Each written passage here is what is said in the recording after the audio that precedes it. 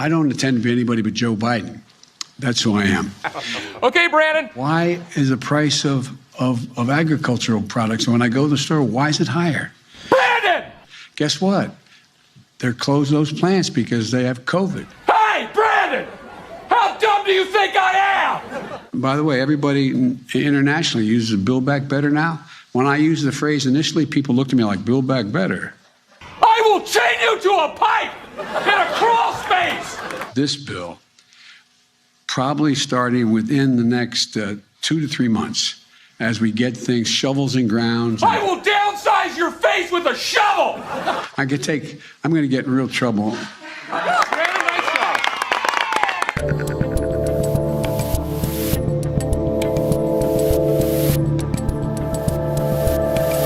Hey, I'm your favorite internet politics talk show host, Dave Rubin. This is the Rubin Report. It's September 15th, 2022. We are live streaming on Rumble, YouTube, and Blaze TV. Subscribe, tap the notification bell, share the videos, spread the word. Okay.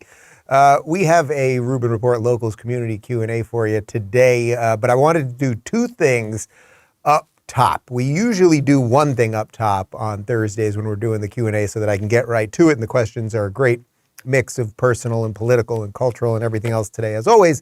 But today I said we have to do both of these stories because it's just so patently ridiculous what happened yesterday. First off, Rand Paul just bashing Dr. Fauci, Lord Fauci, over the head with using his own words. It was just spectacular. But real quick, I want to talk to you guys about this Governor DeSantis situation and sending the plane full, 2 planes full actually, of illegal aliens, people who are not legal members of the United States who cross the border illegally, thanks to the Biden administration.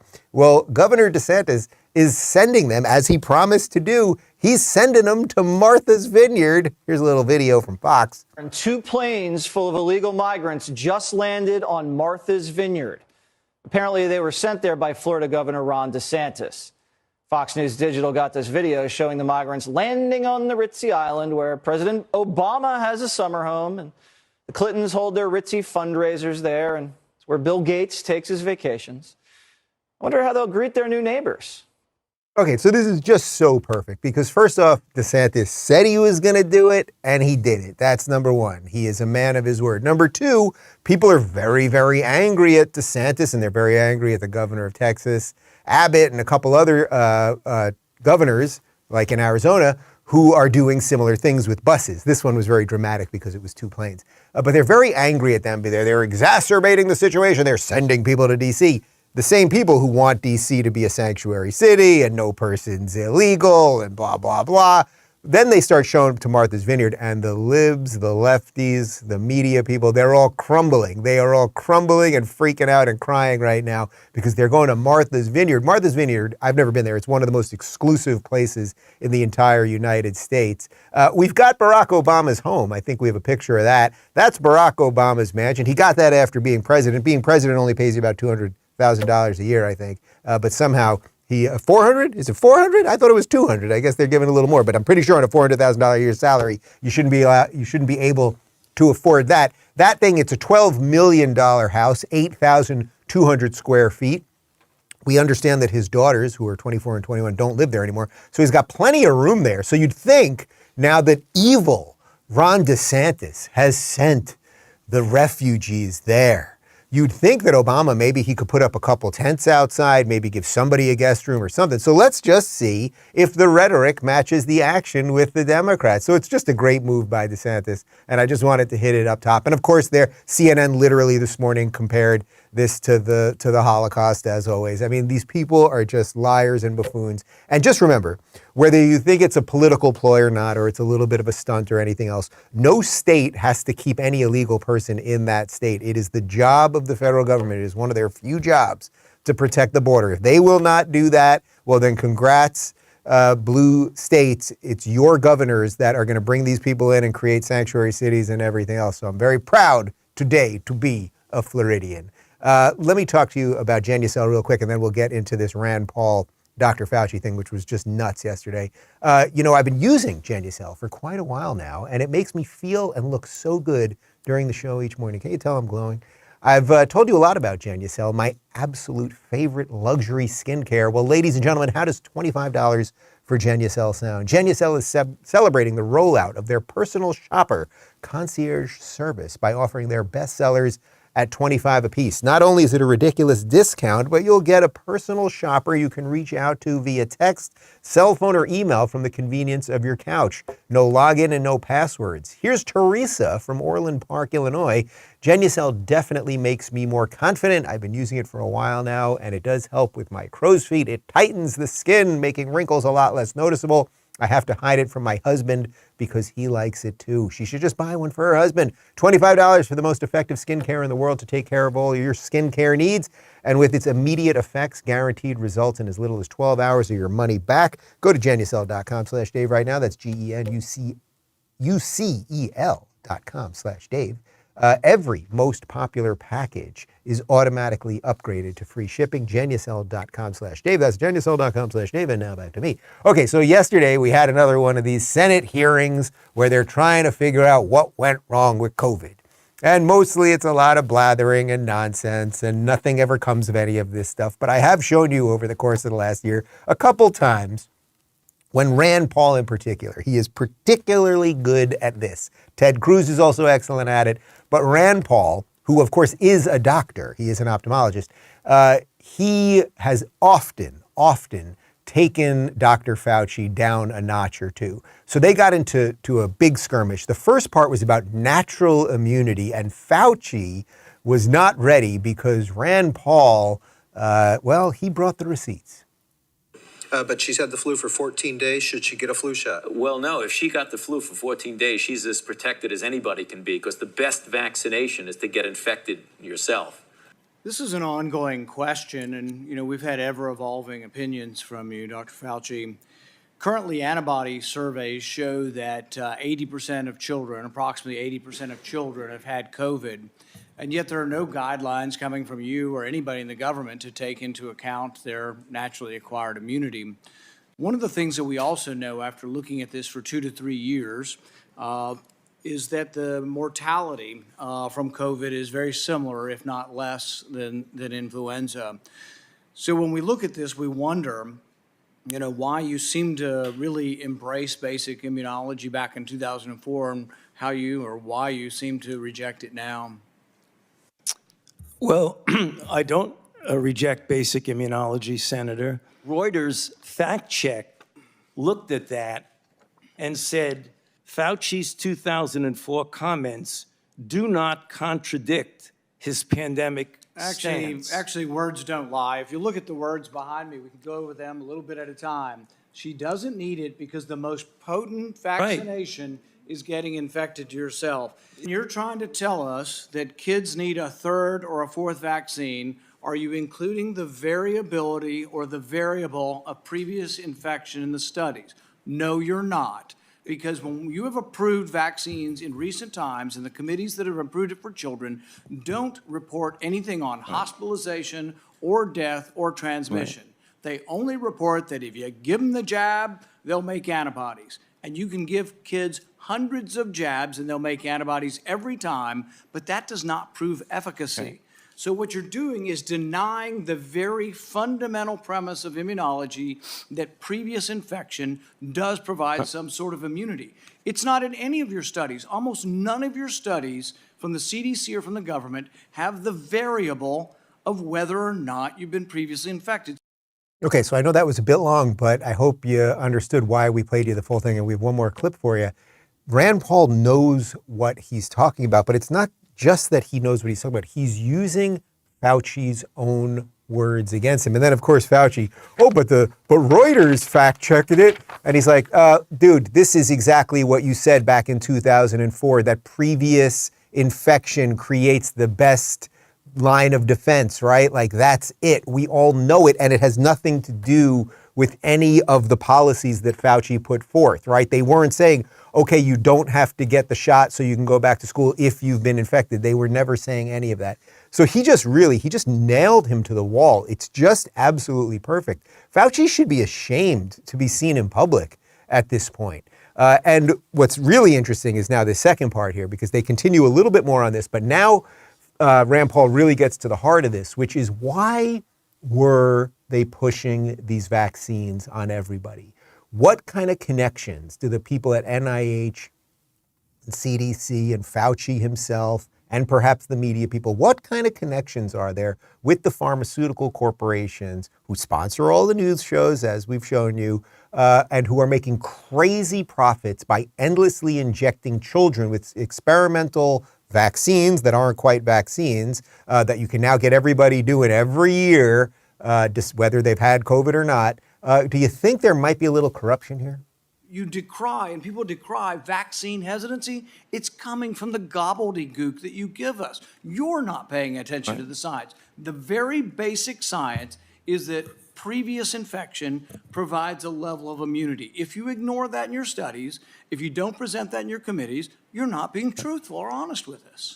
Senator, if I might respond, I have never, ever denied fundamental immunology. In fact, I wrote the chapter in the textbook of medicine Is it any on of the, fundamental any of the guidelines? immunology. Any of the guidelines for vaccines? You know, do any of the guidelines for vaccines from the government include previous infection as something to base your decision making on with vaccines? And furthermore, we've been asking you, and you refuse to answer, whether anybody on the vaccine committees gets royalties from the pharmaceutical companies. I asked you last time, and what was your response? We don't have to tell you. Right. We've demanded them through Freedom of Information Act, and what have you said? We're not going to tell you. But I tell you this, when we get in charge, we're going to change the rules, and you will have to divulge where you get your royalties from what companies, and if anybody on the committee has a conflict of interest, we're going to learn about it, I promise. Say what you mean, know what you're talking about, say it clearly and forcefully. I love that ending there, when we get back in power, because it is very likely that the Republicans will get the House. It is a little less likely, but I think very possible that they'll get the Senate. And then Fauci could be in a lot of trouble, because what if the people that were making all these decisions were making tons of money on this because they had stock in these companies? And it probably is the case. It probably just is. And why is it that the guy who wrote the chapter in the book on immunology, why is it that he didn't include anything on previous infection? Why is it that having gotten COVID has nothing to do with whether they would want kids going to schools or not? The point is, I know it's like nonsensical to even talk about COVID anymore, but when we have these brief moments when some of the bullshit is exposed and these people are taken down a notch, I think it's worth noting. And I want to just put a pin in this one, because hopefully the Republicans will take back the House and the Senate, and then they'll drag Fauci out again with some teeth behind it, with some teeth going, man, you could be in a lot of trouble now unless you really start telling us the truth. Now, the funny thing about all of this is that, again, and you know I like to give CNN credit when there's something remotely sane on CNN. Well, Democrat activist Jake Tapper, who was, for lockdowns and for masking and for vaccines and everything else, he's kind of even coming around on that this stuff doesn't work. This doesn't make a lot of sense to me. There's a vaccine there. If you want to require the vaccine, but the masking is damaging psychologically, emotionally, and educationally for these kids. Okay, so I could have shown you more with Gupta there, but the point is that Tapper, even when he gets it, he doesn't really get it, because it's like, if you want to force them to vaccinate, then force them to vaccinate. It's like, no, doesn't work. It's against civil liberties. It's against privacy and all of those things. But his point is that masking them is really bad. So all of this, it's like, it's starting to happen. The pushback is starting to happen. Obviously, kids are back at school. It's the fall now. They're not going to stop. They're going to keep pushing and pushing. We know, right? It's the fall now, and the weather in the Northeast especially, it's going to get colder. There'll be more COVID, blah, blah, blah. You guys got it. You got it. Sometimes I'm doing the show and I'm thinking, my audience is too smart. Why do I even have to talk to them? I could just sit up here and stare at the screen, and you guys, we could just, I could nod every now and again, and you guys, at the end, we'd be like, all right, good show, good show. All right, let me talk to you about fast-growing trees, then we'll get to the Q&A. I don't know about you guys, but I spend a ton of time making my house feel like home, indoors and out. That's why I love fastgrowingtrees.com. Whether you're looking to add some privacy, shade, or natural beauty to your yard, Fast Growing Trees has in-house experts ready to help you make the right selection with growing and care advice available 24/7. The experts at Fast Growing Trees curate thousands of plants so you can find the perfect fit for your specific climate, location, and needs. You don't have to drive around to nurseries and big gardening centers. Fast Growing Trees makes it easy to order online, and your plants are shipped to your door in 1 to 2 days. I love Fast Growing Trees. When David and I were remodeling our home this summer, we brought in a couple new trees. We have some, what do we got? We got a mango, we got avocado, and a few more. I cannot recommend them enough, you guys. Go to fastgrowingtrees.com/Rubin and you'll get 15% off your entire order now through October 15th. Get 15% off at fastgrowingtrees.com/Rubin, fastgrowingtrees.com/Rubin. And now back to me. All right, here we go. RubinReport.locals.com community Q&A. Kathy says, how is Mr. Burrito? He looks like an easygoing baby. Is he getting into a routine? So yes, Justin is a little over a month now. I call him Mr. Burrito because he is a good eater. So he's got a little weight on him. I think he's in like the 80th percentile in height and weight. He's going to be a big kid. That's what it's looking like right now. And when we wrap him up and swaddle him, I'm not very good at the swaddle. You guys know about the swaddle. I've talked about it before. They literally wrap children up like a burrito, almost like a straitjacket. It basically so they can't like poke themselves in the eye or scratch their face or whatever, but it just kind of, there's a soothingness to it that they're kind of wrapped in and tight. But he's doing great. He's doing great. And since I've been back to work, my morning routine, and you guys are seeing this on Locals where I'm posting pictures, I sit with him for usually about a half hour in the morning. Sometimes that's feeding, depending on what his schedule is at that time. But that's just kind of me, him, and Clyde on the couch, just relaxing, try to get a nice spot on the couch by the sun so he gets a little sun. You want kids to get a little bit of indirect sunlight so that they don't get jaundice. Little vitamin D is good for the kids and for the adults, I suppose. And then we try to take a walk in the morning. And then I'm busy all day long, so then I kind of don't see him much till really around dinner time. We throw him in the dock-a-tot. It's like a little soft little box kind of thing that you can just kind of put on the table and he can just kind of lay there and make some sounds, et cetera, et cetera. But it's been good. It's been good. It's all good. I'm a dad. Weird. Lawrence says, whenever I applied for a job, I had to be interviewed to see if I understood what was required for the position. When I enlisted in the military, I had to take a test to see what sort of duties I could qualify to do. Shouldn't candidates for office have to pass some sort of test concerning the responsibilities of the job and have a working knowledge of the Constitution they are swearing to defend? Well, great question. First off, thank you for your service. It does seem like an awful lot of politicians today, and I would say this across the aisle, have no idea what they are doing in Congress, like what their duties are to the people. And especially, I would say, and this definitely goes more to the Democrats, especially the younger Democrats, they seemingly have no desire to or intention to defend the Constitution, which is what they are sworn to do. It is to defend the Constitution from enemies, right? And I would argue in many cases they have become the enemies, whether it is their alliance of corporate and political power, which some might say is a type of fascism, whether it is trampling on the First Amendment by pushing on big tech companies to silence people. There's a huge amount of other things that they have done. And that's the problem. And I think that's the problem that as we expose, they will get more and more hysterical. If you take a whole bunch of young politicians, say the AOC, Ilhan Omar squad crowd, and then, you take the sort of decrepit crew that's left with the Democrats, Pelosi and Schumer and everything else. And the basic idea that they run on is that everything is bad, that the 1619 Project in America was founded on racism, that's what our true history is, that we are systemically racist, that we are an evil patriarchy, all of these things.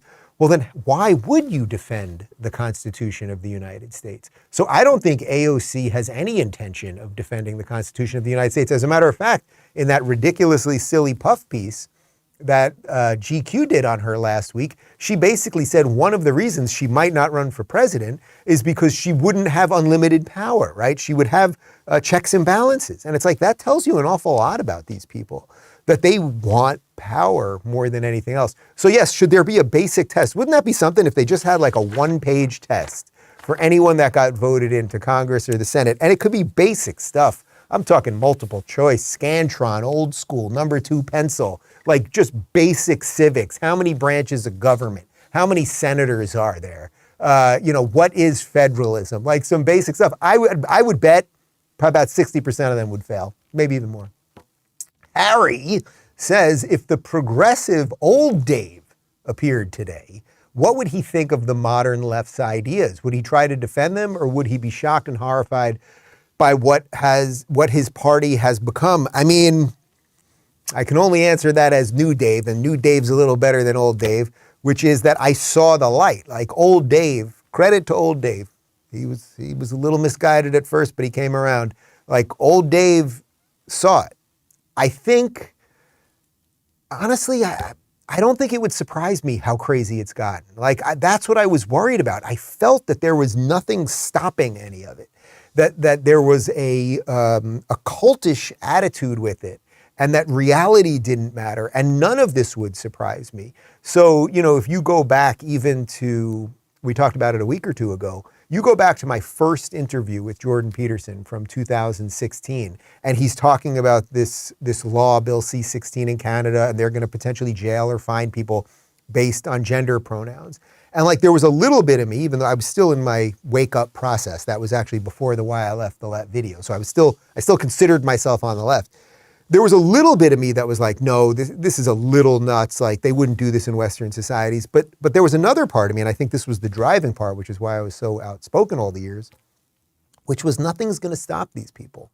That's why I was always challenging the liberals, because I felt, and I still do, this is why I'm always talking about Bill Maher and why I'm looking forward to talking to him next week.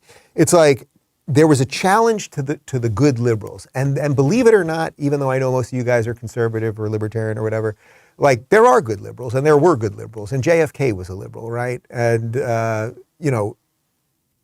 there was a chance. There was a chance to stop the thing, but liberalism collapsed. The liberals collapsed, and that was very sad for me. So I think I would be horrified. I don't think I would be totally shocked. But I think most of us, if you just flash back to say, even 6 years ago, right? It's not that long ago. I think most of us would be like, man, this weird, wacky state is still on, like it's still happening right now. Like something ain't right. I think we can all agree with that. Amy says, have you had any weird dreams about being a parent or about your son since Justin has been born? Yeah, I've had like some, yeah. I don't want to get into like all the specifics of them, but I've definitely, my dreams have felt, when I've woken up, sometimes you wake up and you're like, oh, that dream meant something and it was obvious. A lot of times your dreams can be sort of amorphous. You can't quite put them together, or you just kind of go back to sleep, or you maybe should think about it, but you just want to roll over and close your eyes. I've had more dreams, I would say, that like I've woke up and been like, oh, that's obvious. More even, I think, related to my childhood. So there's obviously something going on there where I'm maybe thinking a little bit more about my own childhood and now trying to be a father and all that kind of stuff. Candace says, did you hear about evil Sheila Kuhl getting raided and Patty Giggins, the civilian oversight of the Civilian Oversight Commission? I'm curious what your thoughts are since you protested at Sheila's home. So Sheila Kuhl, for those of you that are not playing insider baseball, she was one of the Los Angeles County administrators of the 5-person board who decided she was the deciding vote when they decided to close outdoor eating. After they had opened up some stuff and things were getting a little bit better in Los Angeles, she was the deciding vote to close outdoor eating. And then from the vote, she went, because it wasn't going to kick in for 24 hours, she went to her favorite Italian restaurant in Santa Monica and ate at the restaurant, having just voted to close all the restaurants. So there was a massive protest outside of her house a few days later. I didn't really like the idea of protesting at someone's home. I believe people have a right to privacy. That's where they happened to do it. And I was so enraged at the time that I did go, and there were hundreds of people there. And as I often say, and the media frames it, these were all scary Trump supporters and mean Republicans and Nazis. It was basically all liberals. These were Los Angeles actors and lighting people and just people who had been mugged by reality and wanted to keep their businesses open or whatever else. So I took a bunch of the guys and we went to her house. That is where, in front of Sheila Kuhl's house, I will never forget it, that is where we all signed the recall for Gavin Newsom. I signed it. A guy came up to me. He was a fan. He let me, on the paper, you had to do it by hand. And if your pen actually touched the line above or the line below, it would discount. They would get rid of your signature. So a guy came over. He said, Dave, I'd be honored if you signed it on my back. And I signed the thing right there. Anyway, what's going on with her right now, apparently her house was raided. There are some questions as to whether she was doing shady deals with contracts related to the city. And that, the city has to do bid contracts if things are over, I believe, $500,000. So she signed somebody that she knew to do a contract for $494,000. Sounds a little shady, doesn't it? Anyway, I don't know a tremendous amount about it, and I don't even want to really focus on Los Angeles or California too much. Suffice to say, I have a feeling she did something shady, and either way, she does not deserve that job or respect or anything else. City says, not a question, just want you to know I'm praying for your meeting with Bill Maher. Oh, well, thanks. Listen, I think you guys know how I'm going to do it. And as I said, they do it. He often smokes weed during the interview. I am not going to smoke weed with Bill Maher, but they did ask what my drink of choice is. I asked for my Clase Azul Reposado on the rocks. And we'll have a drink and we'll talk it out. We'll talk it out. My intention is not to get him. I hope his intention is not to get me. I hope they'll release it pretty quickly. I hope they don't do any editing. This is somebody who I've admired for most of my life, who I think is a decent guy. I think for the most part, he's fighting the good fight, even if he's still coming to some of the wrong conclusions. So it's going to be good. Like, how often do those conversations get to happen? And I also would say that I hope that it will be just one of the first. I hope that he will then come on this show. Maybe we can do it live in Miami, and maybe we can do it in front of an audience. And let's just continue that conversation. And let's see what happens. Like if we were both, let's say we were 90% in agreement, say 5 years ago. So now I've gone to the right, and let's say he's kind of stayed this way, but the left has gone off the deep end. It's like, well, okay, let's keep having this conversation over time. Let's see which is right. Is it right that Florida is run better than California? I think it's pretty obvious. Is it right that high taxes and big government programs don't work? I think I'm right on that. We can have the abortion conversation. We can have any conversation. I think if we could try to do it time over time, two people who actually respect each other or that have an understanding of where they came from and all of that stuff. And the fact that I was a fan of his, and when I started doing stand-up in '98, really almost more than The Tonight Show, I wanted to get on Politically Incorrect because that sort of fit more within the types of things that I was doing. And his stand-up specials have been spectacular, even if I disagree with some of the stuff on them now. And I interned, actually, for Politically Incorrect in around 1999 for a week. They did a week's worth of shows in Brooklyn, and I interned for Politically Incorrect. I'm sure he doesn't know that, so I'll bring that up. And all right, so we'll see what happens. That's all I got to say about that. Char says, Dave, could you talk about the fact that Miami is now the safest city in America? How did that happen at a time when crime has skyrocketed our once beautiful cities and suburbs? So yes, not only is Miami now the safest city in the United States, and that's despite all of the people that come to South Beach and were coming during COVID. And yes, there was some violence in South Beach. People were coming here and getting drunk and hooligans and all of that stuff. But we are governed by good people. Francis Suarez, who is the mayor of Miami, who I've interviewed before, and we're going to interview him at the local studio in a couple weeks. He's a Republican. He believes in law and order. He's got this initiative to try to reduce the homeless population in Miami to zero. I don't know if that's actually possible, like truly get it to zero, but you don't see the tents. You don't see the transients. You don't see the drug use here. You know what you do see? You do see a decent amount of cops around. And it's not like cops, like they're hunting down people to find people that are not doing bad things and put them in jail. It's like you get a sense of, oh, this is a place of law and order. I live in the suburbs of Miami in a small area here, and we have a small police force. I mentioned on the show the other day, there hasn't been a home robbery in my area in 12 years. The streets are clean. And another thing that's beautiful about Miami is there is so much construction right now. And this is happening all over Florida, but I live here in Miami, so I can talk specifically about that. There is so much construction because they don't have all the red tape and regulations around building. So all these people are flocking here. One of the problems that Florida has right now, and this is a legit problem that DeSantis is going to have to work on and all the mayors are going to have to work on, is when you do it right, when you build the promised land, you know what happens? An awful lot of people want to come to the promised land. And then these people have money and resources. So then housing prices start going up. And then the people who were the OG Floridians, they are having trouble getting houses now. That's a serious, real issue that I would love to work with the mayor on if there's anything I can do to help. But the point is that there is very little crime. here in Florida as a whole, but specifically Miami. It is flourishing. How are we doing all of this without having income tax? I would have paid money to get in.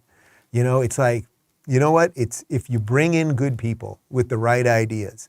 Suarez actually wrote a op-ed, I think it was in Wall Street Journal. It was at the end of August. I read it right when I got back. Just what his guiding philosophies are, which is that the government's not supposed to do everything. We're going to create the conditions for you to figure out a way to live the way you want to live. And it's working, man. It is absolutely working. And on top of everything else, I saw that Florida was also voted, or Miami is the most fit city in the United States. We all got to get to the gym today. You know what? We're going to have a Rubin Report workout today because we live in the fittest city in the United States. Snow Baby says, what are you looking forward most to teaching your sons?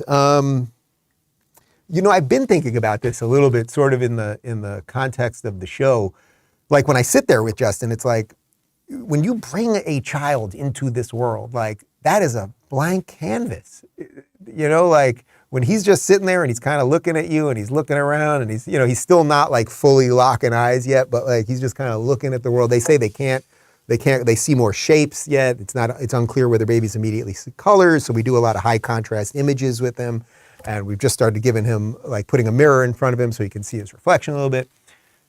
But one of the things that I think about when I'm looking at him is like relative to what I do here for a living, right? Which is so much of what we talk about is related to how, say, state educators are treating children when it comes to gender and all of these things.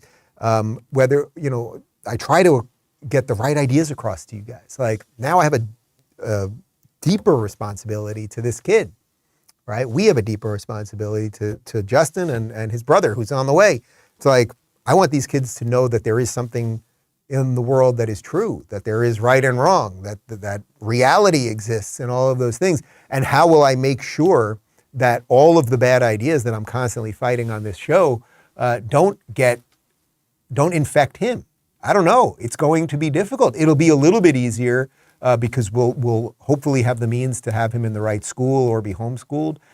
It'll be a little bit easier because we have a good community around us and good families and things like that. But it's not going to be easy. The culture war comes for everybody, right? Like it really comes for everybody. You don't know how they can get your kids. You know, there are plenty of parents that probably do everything right, you know, whatever right means, basically right, that still the kid could get hooked on fentanyl or whatever it might be. So I've been thinking about that a lot. Like how do you protect this child without overprotecting them and also make sure that the evil stuff out there doesn't get them? TBD. Elizabeth says a lot of activists are pushing for puberty blockers on children, and some are even saying that everyone should be placed on them until they can decide which gender they want to be. I know that sounds nuts, but that's actually true. How can we put a stop to this kind of insanity? Should the parental rights education bill in Florida be adopted in other states, or is that still not enough? Look, that's a start. That is a start, but it is not enough. So first off, of course, every state should model the Don't Say Gay bill, which had nothing to do with being gay, and simply that you do not want 6-year-olds being taught anything about sexuality or gender by state educators, and especially if they can keep that information private from the parents. Just imagine, I mean, I've thought about this. So now Justin's 6 years old, he's in first grade. Imagine if I found out that actually for 3 months, there was a teacher talking to him about gender or sexuality, maybe calling him Justine instead of Justin, and I didn't know about that. I might kill that person. That's where we're at, right? So unless you don't want these people killed, and I mean this somewhat flippantly, like they want to abuse children. They want to abuse children. That is abuse. I don't mean that as overt sexual abuse, but it is an abuse of a child.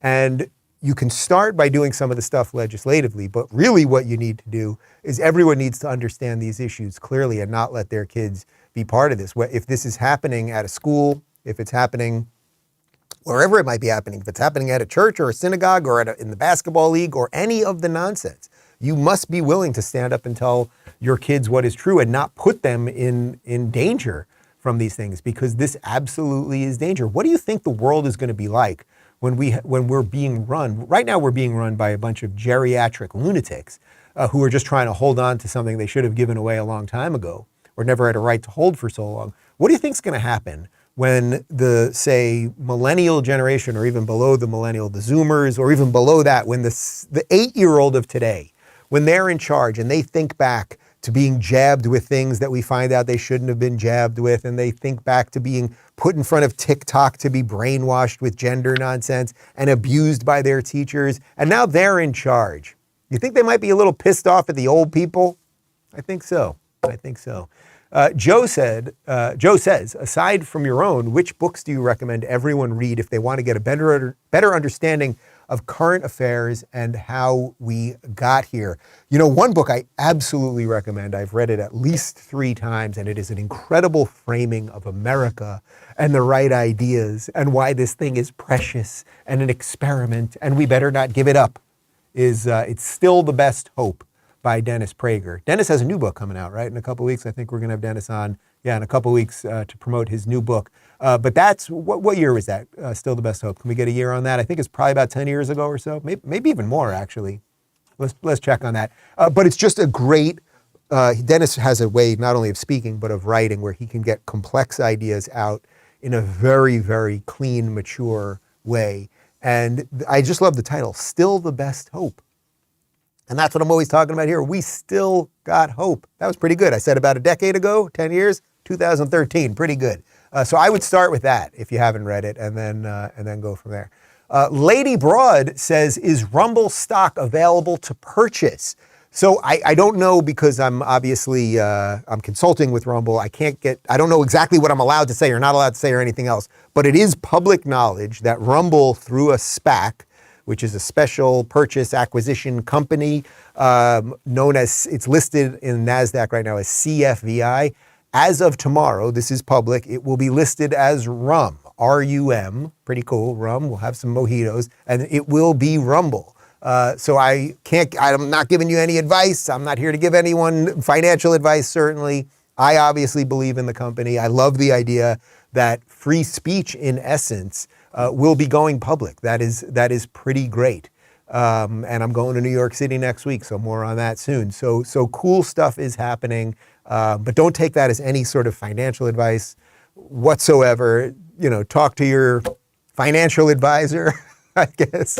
Don't listen to Jim Cramer on CNBC or whatever channel that clown is on. But it is very exciting. There are good things happening. What we have needed this entire time was a public company to come in and fight. You know, it was one thing to have little companies trying it, and that's why I'm so proud that we Locals was just this little idea that I had, and we started building it, and it was just for the Locals community, so I could have my own community, right? And then we started spawning it off to other people, and then suddenly we had something, and it was doing well, and we got good investors, and we had great people and tech behind it, and it's still advancing, right? I did a live stream yesterday just for the Locals community. And our live stream now off the phone is as sharp as Instagram and rolls the same way, and it's awesome. And it's just one of the features that we're laying out. But then we thought, okay, well, we're not strong enough alone to beat big tech. How about we join with Rumble? And Rumble's got an awesome cloud service beyond just the sort of front end YouTube side of things. And now that's going public. And that means that the people can get in on it. So it is pretty awesome. So don't take that as financial advice. There'll obviously be more over the next week or so, but I'm very excited about that. Brian says, what is your favorite holiday? By far, Thanksgiving. Thanksgiving by far. You know, I love the idea of sort of an American secular holiday that everyone, regardless of religion or creed or origin, everyone, at least hopefully, celebrates Thanksgiving, a time to be thankful for what America is. And, you know, hopefully you're sitting around a table with at least a couple people that you love or like, and you're eating some great food. I am extremely blessed to be around a lot of great chefs. As you guys know, David is a great chef, but his mom and his sister-in-law, like these are incredible chefs. So we fried a turkey one year. We just do awesome things. It's a couple of days of cooking and drinking good wine and enjoying ourselves. And just, you know, we go around the table, we talk about what we're thankful for. But I really love it because it's the thing that everyone does, as opposed to not everybody celebrates Christmas, or not everybody celebrates Hanukkah, or not everybody celebrates, is it Diwali? Is that the Indian holiday? Diwali? I think it's Diwali. Yeah, I got a yes on that. Not everyone celebrates these things, but Thanksgiving is what America is all about, right? This melting pot of people from every background, every walk of earth can come together and celebrate and be thankful. You know, a little humbleness in these crazy times we live in is probably good. Beth says, as someone who's been looking for a new job using job sites like Indeed and LinkedIn, I'm sickened by how many companies are asking for pronouns and vax status. Do you think a platform like Locals would ever compete in that space and feature non-woke companies who believe in freedom and who don't care which of the 20 new pronouns someone is? So first off, before I get to what we're going to try to do with Locals, the idea that all of these companies have been infected with this, I mean, it's dangerous, right? And it goes back to one of the questions earlier about like, what would I want to protect my children from? It would be the pronoun craziness. It would be a world that you have to say whether you are vaccinated or not to get a job. I mean, it's sick. It's sick and twisted, but it's here, right? So like, we have to acknowledge that it is here. It has infected these companies. LinkedIn is not going to turn around on that. Imagine if at LinkedIn, they just suddenly had a meeting and they were like, boy, you know, maybe this pronoun stuff is kind of stupid and I don't know why we put it in and let's get rid of it, guys. Even if everyone at the board there agreed, the base, the activist base, the Twitterati, the trolls and the bots would all turn on them. So they become hostages of things that they often don't even believe in. They usher it in, they don't realize how bad it is, and then they become hostages. But fortunately, you know, go woke and go broke. And that's why a lot of these companies are really struggling. As for Locals, and would we do something like that? Yeah, we're trying to figure out, like, we're really trying to rebuild the internet. We would love to figure out a way that your Locals homepage will be sort of your new Facebook. And guess what? You'll own everything and we're not going to data mine it. We're figuring out instant messaging so you can message not just the creators, but you can message each other. We were thinking about something related to job boards. Like it all just takes a little bit of time. It just takes a little bit of time. But I'm telling you, these guys are working hard. We got the right people there, and stay tuned. Antoinette says, you said you had help planned for when Justin was born. Do you have help planned for his brother? I can't imagine how hard life is about to become. Praying for you all. So yeah, so we have baby 2 coming basically, well, October 14th is the due date, but I suppose he could show up at any point. Baby, if you're listening or if the surrogate's listening right now, stay as long as you can. Enjoy yourself in there. It's nice and warm, temperature controlled. But yeah, it's crazy. Like, you know, our life has changed significantly, obviously, in these last couple of weeks, and mostly in great ways that I can't even fully explain, but that we're about to do it again. Even just the idea of like going to the hospital again and that whole experience again, and the bris again, and just like all the stuff again. It's like, here we go again, I suppose. Deja vu all over again. But we do have a baby nurse who's absolutely wonderful and, you know, fortunately having some help. And, you know, because we've had David's mom and my parents have been here, and I've mentioned that my sister just gave birth with her third. So, you know, we've had people around here to help out, and my team around here helps out. Daphne has been very helpful, you know, with swaddling and other things. So yeah, it's good. And, you know, I think in life, you just kind of move forward. I think if I've done one thing well, probably it's just that you move forward. You don't even know exactly what you're doing the whole time, right? You can't really think about it too much. Like, I think if I had thought about it too much, boy, adding 2 kids to the equation, and I'm so busy and I'm doing all the things that I want to do. And, you know, I've mentioned many times that when I was on tour with Jordan, he was talking about how most people to live a fully actualized life need the experience of being a parent. He always makes the point, not everybody. There, of course, are people on the margins that can find other things to make their lives fully fulfilled. Most people need that. I think it's possible. I think I was sort of like an edge case on that. Like, my life had an awful lot of meaning a month ago. I have put so much into this. I have built companies. I have good friends. I'm in a good relationship. Like, I was pretty fulfilled, but I know there is a deeper fulfillment right now, and a deeper one even coming. But you just move forward. You just say, hey, I'm going to do something. And if you just do it, I don't know, maybe that's all that life's all about, really. CS says, is Trump going to show up in your studio in person? That'd be awesome. Phoenix, are we working on that?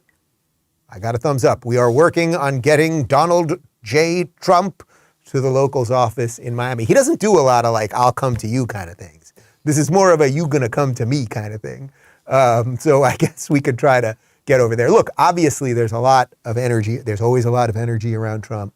There's an awful lot right now between the Mar-a-Lago raid, between him deciding whether or not he's going to run. And, you know, that's why it's also like, I haven't spent too much time talking about 2024 because it's like until we have a sense of what Trump's going to do, the rest of it is just nonsense, right? DeSantis has an election coming here in November. He's obviously going to crush it. I don't know that I even want him to run. You know, we've discussed it many times. I think you can make arguments either way. It's like on one hand, I want this guy to just solidify Florida, and he loves Florida, and let's be the shining beacon for the world. And in some ways, it's a sad truth, but the state that you live in matters more than the country. I know that doesn't sound right. And of course, I don't mean that to be anti-American in any way. I love this country. I wish this country could live up to the American ideals that it often did until these last couple years. But the state you live in has paramount importance. So the idea that, you know, we'd export DeSantis unless everything has been taken care of here, they figure out a secession plan, and all of those things, not secede from the union. I mean, someone else come in after him, a succession plan. You know, these are all the things that you have to think about. So, but yes, I would gladly interview Trump. I would even do it at Mar-a-Lago if they're not going to, but they'd be bugging me. They'd be bugging me like they bug everybody over there. Gosh darn it. Reminder, guys, like our videos, subscribe, rumble.com/Rubin Report. Love seeing those Rumble numbers going up. Part 3 of my interview with investor Vivek Ramaswamy is up right now. The full thing's up at Locals. Absolutely ad-free. And the Friday Roundtable Extravaganza is back tomorrow. We've got Libby Emmons from Post Millennial. We've got Viva Fry from Viva Barnes Law. Viva, he fled Canada and he lives in the free state of Florida. Very exciting. And the third guest, TBD, to be decided. We'll know within the hour. I leave you with a cold close. Have a great Thursday, everybody. See you tomorrow. We finally beat Pharma. That's so weird. We beat Pharma this year. We beat Pharma this year. What in the fuck? Bullshit. It didn't happen. That didn't happen. Bullshit. Bullshit. I'm sorry. Never happened. Never happened. It never happened. Never happened. It's never happened. And it didn't happen. Just no way. Just never happened. Never happened. Never happened. Never happened. Ridiculous bullshit. It never happened. It never happened. Never happened. That has not happened. I think it ever happened. It's never happened. Never happened. That didn't happen. And it still never happened. It didn't happen. Come on, man. Is that monkey conscious?